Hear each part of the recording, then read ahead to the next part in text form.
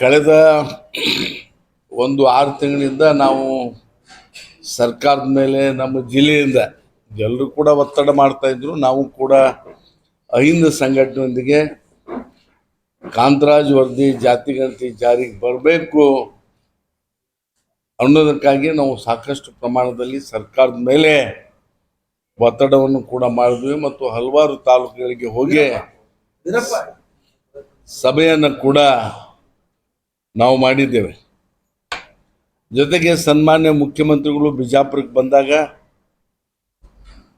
ನಾವೆಲ್ಲ ಕೂಡಿ ಈ ಅಹಿಂದ ಸಂಘಟನೆಯ ಎಲ್ಲರೂ ಹೋಗಿ ಅವರಿಗೆ ಮನವಿಯನ್ನು ಸಲ್ಲಿಸಿ ಯಾವುದೇ ಪರಿಸ್ಥಿತಿಯಲ್ಲಿ ತಾವು ಈ ಒಂದು ಕಾಂತರಾಜ್ ವರದಿಯನ್ನು ಜಾರಿಗೆ ತರಬೇಕು, ತರೋದ್ರ ಮುಖಾಂತರ ಒಂದು ಹೊಸ ಇತಿಹಾಸವನ್ನು ಈ ರಾಜ್ಯದಲ್ಲಿ ಸೃಷ್ಟಿ ಮಾಡಬೇಕು ಅಂತ ಹೇಳಿ ವಿನಂತಿಯನ್ನು ಮಾಡಿದ್ದೀವಿ. ಅದರಂತೆ ಕಳೆದ ಕ್ಯಾಬಿನೆಟ್ನಲ್ಲಿ ಆ ಒಂದು ವರದಿ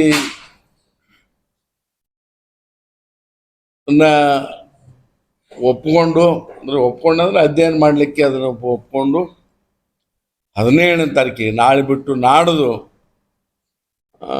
ಏನು ಮಾಡ್ಬೇಕು, ಅದನ್ನ ಒಪ್ಕೋಬೇಕು ಬಿಡಬೇಕು ಅನ್ನೋದ್ರ ಬಗ್ಗೆ ಒಂದು ಸುದೀರ್ಘವಾಗಿರ್ತಕ್ಕಂಥ ಚರ್ಚೆ ನಾವು ಮಾಡ್ತೀವಿ ಅಂತಕ್ಕಂಥ ಭರವಸೆ ನಾಡಿನ ಜನತೆಗೆ ಮಾನ್ಯ ಮುಖ್ಯಮಂತ್ರಿಗಳು ಕೊಟ್ಟಿದ್ದಾರೆ. ಅದ್ರ ಮಧ್ಯೆ ಎಲ್ಲ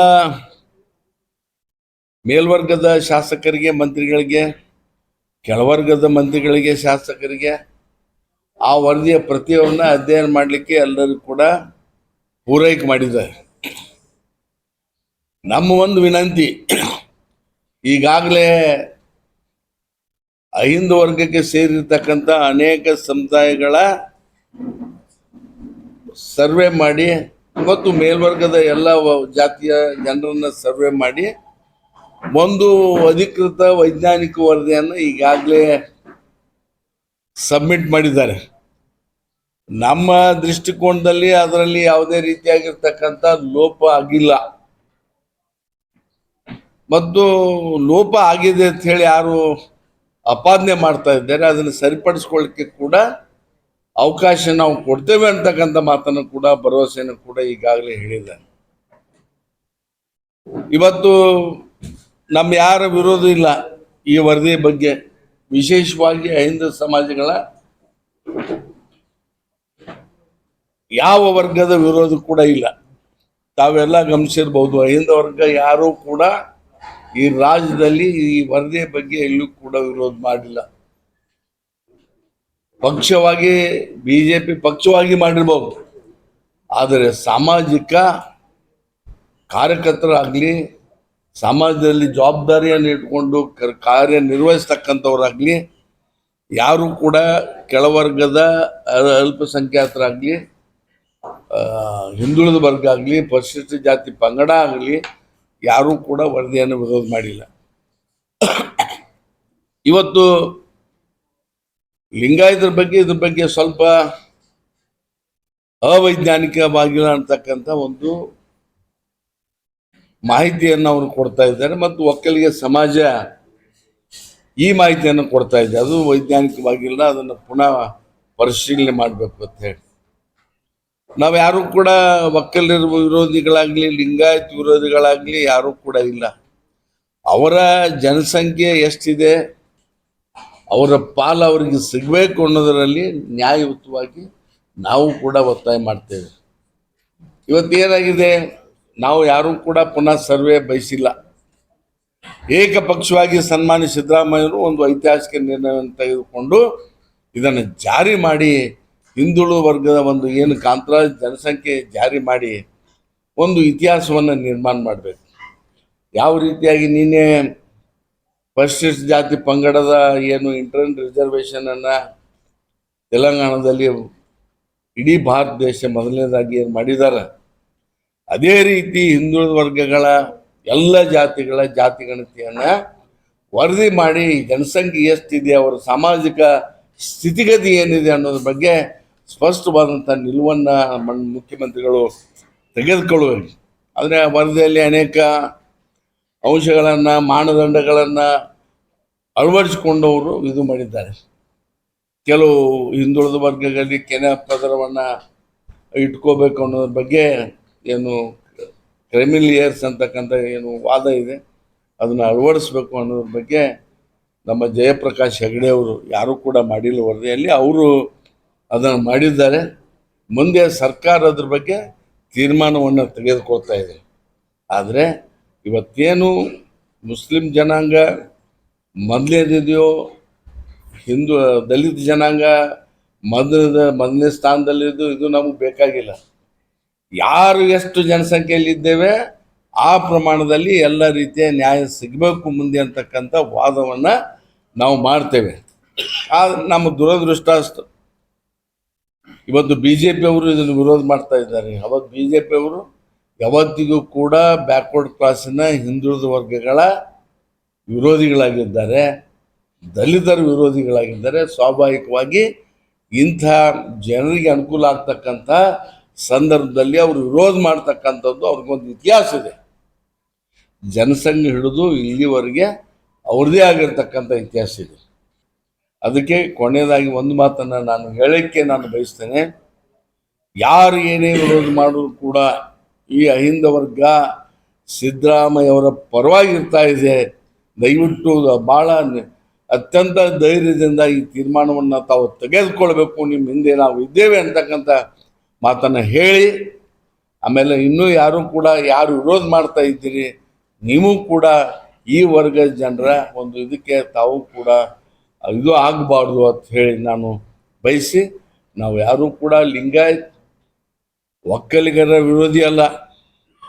ನಿಮಗೇನಾದ್ರು ನಿಮಗೆ ಅನ್ಯಾಯ ಅನಿಸಿದರೆ, ನಿಮ್ಮ ಸಂಖ್ಯೆ ಕಡಿಮೆ ಇದ್ದರೆ, ಯಾವ ರೀತಿ ಈಗ ಮೋಹನ್ ದಾಸರವರ ನಮ್ದು SC/ST ರಿಸರ್ವೇಷನ್ಗೆ ಸರ್ವೆ ಮಾಡ್ತಾ ಇದ್ದಾರೆ.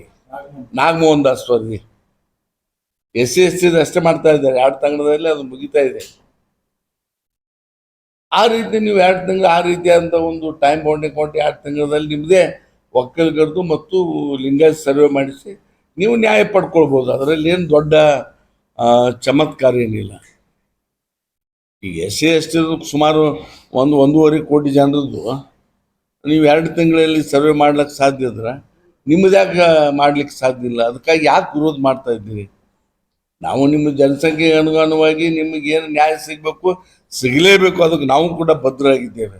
ಆದರೆ ನಮಗೆ ಸಿಗ್ತಕ್ಕಂಥ ನಮಗೆ ಅವಕಾಶ ಸಿಗ್ತದಕ್ಕೆ ನಮ್ಮ ಈ ಜನಾಂಗಕ್ಕೆ ಏನು ನ್ಯಾಯ ಸಿಗಬೇಕು ಅದ್ರ ಬಗ್ಗೆ ತಾವು ಕೂಡ ಉದಾರಗಳೇ ಆಗಿರ್ಬೇಕು ಅಂತ ಹೇಳಿ ನಾನು ತಮ್ಮೆಲ್ಲರಿಗೂ ಕೂಡ ವಿನಂತಿಯನ್ನು ಮಾಡ್ಕೊಳ್ಳಿಕ್ಕೆ ಬಯಸ್ತಾ ಇದ್ದೇನೆ. ನೀವು ರಿಲೀಸ್ ಮಾಡ್ರಂತ ನಮ್ಮ ಸಿದ್ದರಾಮಯ್ಯ ಸಾಹೇಬ್ರಿಗೆ ಹೇಳ್ಯಾರ. ನಮ್ಮ ಕಾಂಗ್ರೆಸ್ ಪಾರ್ಟಿ ಎಲ್ಲರೂ ಕೂಡಿ ಎಲ್ಲ ಜಾತಿ ಸಮಾನ ಏನು ಅವ್ರದ್ದು ಯಾರ್ಯಾರು ಹಕ್ಕದ ಅವ್ರವ್ರು ಹಾಕಿ ಕೊಡ್ತಾರೆ. ಏನು ನಮಗೂ ಮುಸ್ಲಿಮ್ಗೊಂದೇ SC/STಗೊಂದೇ ಅಂತಿಲ್ಲ. ಎಷ್ಟು ಮಂದಿಗೆ ಅದಾರ ಅವ್ರ ಮಂದಿ ಅಷ್ಟು ಕೊಡ್ತಾರೆ. ನಮ್ಮ ಪಾರ್ಟಿಯವರೇ ಹೇಳ್ಯಾರ, ನಮ್ಮ ಪಾರ್ಟಿಯವ್ರು ಮಾಡ್ತಾರೆ. ಯಾರು ವಿರೋಧ ಮಾಡಿದ್ರು ನಾವು ಅಹಿಂದವರು ಎಲ್ಲರೂ ಸಪೋರ್ಟ್ ಮಾಡಿ ನಮ್ಗೆ ಇದು ಬಿಡುಗಡೆ ಮಾಡ್ರಿ ಅಂತ ನಾವು ಸಿದ್ದರಾಮಯ್ಯ ಸಾಹೇಬ್ರಿಗೆ ಮನವಿ ಮಾಡ್ತೀವಿ. ಸಚಿವರು ಭಾಳಷ್ಟು ಅನಾಲಿಸಿಸ್ ಮಾಡೇ ಹೇಳಿದ್ದಾರೆ. ಏನು ಹೇಳಿದ್ದಾರೆ ಅಂದರೆ, ಲಿಂಗಾಯತರಲ್ಲಿ ಆದಿ ಬಣಜಿಗರು ಮತ್ತು ಗಾಣಿಗೆಯರು ಅಂತೇಳಿ ಪ್ರವರ್ಗ A, ಪ್ರವರ್ಗ B ಅಂತ ಹೇಳಿ they are getting reservation from the state government. ಅವರನ್ನು ಬಿಟ್ಟು ಡಿವೈಡ್ ಮಾಡಿದ್ದಾರೆ. ಅವ್ರನ್ನೆಲ್ಲರನ್ನು ಸೇರಿಸಿದ್ರೆ ನಾವು 1 ಕೋಟಿ ಆಗ್ತೀವಿ ಅಂತ ಹೇಳ್ತಾರೆ. ಅದು ಸರಿ. We are going to support the statement delivered by district incharge minister. ಅದ್ರಾಗೇನು 2 ಮಾತು ಇಲ್ಲ. ಅವ್ರನ್ನೂ ಎಲ್ಲರನ್ನೂ ಸೇರಿಸಿ ಮಾಡಲಿ. ಇದೇ ಈಗ ನಮ್ಮ ಅಧ್ಯಕ್ಷರು ಹೇಳಿದ್ರಲ್ಲ, ಅವ್ರನ್ನೆಲ್ಲ ತೊಗೊಂಡ್ಕೊಂಡು ಮಾಡಿದ್ರು. ಅವರು 1 ಕೋಟಿ ಆದರೂ ಸಹಿತ ನಮಗೆ ಖುಷಿ ಅದ. ಆದರೆ ನಮ್ಮದು ಏನದ ಅಂದ್ರೆ, ಈಗೇನು ಜಾತಿ ಗಣತಿ ಸಾಮಾಜಿಕ ಆರ್ಥಿಕ ತಳಹದಿಯ ಮೇಲೆ ಏನು chief minister, honourable chief minister ಈ ಕಾಂತರಾಜ ಕಮಿಷನ್ದು ಏನು ಈಗಾಗಲೇ ಕ್ಯಾಬಿನೆಟ್ ಮುಂದೆ ಇಟ್ಟಿದ್ದಾರೆ. ಎಲ್ಲರಿಗೂ ಸಂಬಂಧಪಟ್ಟ ಮಿನಿಸ್ಟರ್ಸ್ಗಳಿಗೆ he has already given the copies of the report. Siddaramaiah is the only chief minister in India. You please take my name. Siddaramaiah is the only chief minister in India who has given an authority to this report. ಯಾಕೆ ಹೇಳ್ತೀನಂದರೆ, after Nitish Kumar Bihar chief minister ಏನು first submit ಮಾಡೋದು, ಅದರ ನಂತರ ಇದನ್ನು submit ಮಾಡಿದವರು ನಮ್ಮ honourable chief minister ಸಿದ್ದರಾಮಯ್ಯನವರು. ಈಗ ನಮ್ಮ ಅಧ್ಯಕ್ಷರು ನನ್ನ ಸಹೋದ್ಯೋಗಿಗಳು ಹೇಳ್ದಂಗೆ ಲಿಂಗಾಯತರ ಬಗ್ಗೆ ಒಕ್ಕಲಿಗರ ಬಗ್ಗೆ ಯಾರಿಗೂ ಇಲ್ಲಿ ಅಹಿಂದ ವರ್ಗದವ್ರಿಗೆ ಏನು ಡಿಫ್ರೆನ್ಸ್ ಇಲ್ಲ. ಅವ್ರ ವರ್ಗದೊಳಗೂ ಹೆಚ್ಚು ಕಡಿಮೆ ಇತ್ತಂದ್ರೂ ಅದನ್ನು ರೆಕ್ಟಿಫೈ ಮಾಡಿ ಅವ್ರ ಸಂಖ್ಯಾನ ಸರಿಪಡಿಸಿ ಮಾಡಿ ಒಟ್ಟು ಈ ಏನು ಕಮಿಷನ್ ಏನು ಸಬ್ಮಿಟ್ ಮಾಡೋದು ಇದನ್ನು ಜಾರಿ ಆಗಲೇಬೇಕು ಅಂತಕ್ಕಂಥ ಒಂದು ವಿಚಾರವನ್ನು ತಮ್ಮ ಮೂಲಕ ನಾವೆಲ್ಲ ಈಗೇನು we have gathered oppressed community people here, we are going to insist the chief minister under any circumstance this report must execute as early as possible. It is our opinion. ನೋಡ್ರಿ, ಒಂದ್ ಮಾತು ಹೇಳ್ತೀನಿ ಕೇಳ್ರಿ. ಸಾಮಾಜಿಕ ನ್ಯಾಯದ ಹರಿಕಾರ ಸಿದ್ದರಾಮಯ್ಯನವರು ಒಂದು ಐತಿಹಾಸಿಕ ಹೆಜ್ಜೆ ತಗೊಂಡಿದ್ದಾರೆ. ಇದು ಒಂದು ಬಹಳ ನ್ಯಾಯಯುತವಾದ ಒಂದು ಇದು ಆಗಿದೆ, ಹೆಜ್ಜೆ ಆಗಿದೆ. ಇದಕ್ಕೆ ಕೆಲವೊಂದು ಭಿನ್ನಾಭಿಪ್ರಾಯಗಳು ಇದ್ದಿದ್ದು ನಿಜ, but that is only on technical grounds. ಮತ್ತೆ ಮುಸ್ಲಿಮರು ಒಂದ್ ನಂಬರ್ ಇದ್ರೊಳಗೆ ಇದ್ದಾರೆ ಅಂದ್ರೆ ಅರ್ಥ ಮುಂದಿನ ಸಲ ಏನು 50, 60, 70 ಮುಸಲ್ಮಾನರು ಆಶೆ ಬರ್ತಾ ಇರ್ತಿಲ್ಲ. ನಮ್ದು ಸೆಟಪ್ ಹಿಂಗಿದೆಯಲ್ಲ, ಜೋಗ್ರಫಿಕಲ್ ಸೆಟಪ್, ಮೈನಾರಿಟಿಯಾಗೆ ಉಳಿತಾರೆ. ನಮ್ಮ ಭಂಡಾರಿ ಸಾಹೇಬ್ರು ಹೇಳ್ದಂಗೆ ಅದು ಶೆಡ್ಯೂಲ್ ಇದೆ, ಕಾನ್ಸ್ಟಿಟ್ಯೂಷನಲ್ ಇದು ಆಗ್ತದೆ. So minority will remain minority. But ಇದು ಒಂದು ಕನ್ನಡಿ, ನಮ್ಗೊಂದು ಕನ್ನಡಿ ತೋರಿಸ್ಬೇಕಾಗಿತ್ತು ಯಾರು ಎಷ್ಟು ಜನಸಂಖ್ಯೆ ಇದೆ ಅಂತ ಹೇಳಿ. ಇದ್ರ ಬಗ್ಗೆ ಯಾರು ಬಹಳ ಆತಂಕಕ್ಕೆ ಬರೋದು ಜರುತ್ತಿಲ್ಲ. ಇದೊಂದು ಸರ್ಕಾರದ ಸಾಮಾಜಿಕ ನ್ಯಾಯದಡಿ ಫಸ್ಟ್ ಸ್ಟೆಪ್ ಅದ. ಬರೀ ಜನರಿಗೆ ಅರಿವು ಆತ ನಾವು ಎಷ್ಟು ಜನಸಂಖ್ಯೆ ಇದೆಯೋ ಇದ್ರ ಮ್ಯಾಗೆ ಮುಂದಿನ ಇದ್ರ ಬಗ್ಗೆ ಎಲ್ಲ ಸಂಶೋಧನೆ ಆಗ್ತೈತಿ. ಇದ್ರ ಹಿಂದೆ 2-3-4 ವರ್ಷ ಮಾಡಿದ್ರು ಸಾಹೇಬ್ರ. ಒಂದು ಲಾಸ್ಟ್ ಹೇಳಿ ನಾನು ಮುಗಿಸ್ತೀನಿ. ಇದೇ ಕಾಂತರಾಜ್ ವರದಿಯಲ್ಲಿ 75 ಲಕ್ಷದಿಂದ ಎಷ್ಟೋ ನಮ್ಮ ಮುಸ್ಲಿಮ್ಸ್ ಇದ್ದಾರೆ. ಮತ್ತು ನಾವೇನು ಇವತ್ತು 4%, 4% ಇದು ಮಾಡ್ಲಾಗ್ತೇವೆ. ನಮ್ಗೆ ಇದು ಇದೆ ರಿಸರ್ವೇಷನ್ ಇದೆಯಲ್ಲ, ಅದನ್ನು 8% ಏರ್ಸಂದಿದ್ದು ಒಂದು ಬಹಳ ನ್ಯಾಯಯುತ ಆಗಿದೆ. ಅದನ್ನು ಇಂಪ್ಲಿಮೆಂಟ್ ಮಾಡ್ಬೇಕಂತೇಳಿ ಸರ್ಕಾರಕ್ಕೆ ನಮ್ದು ಇದು.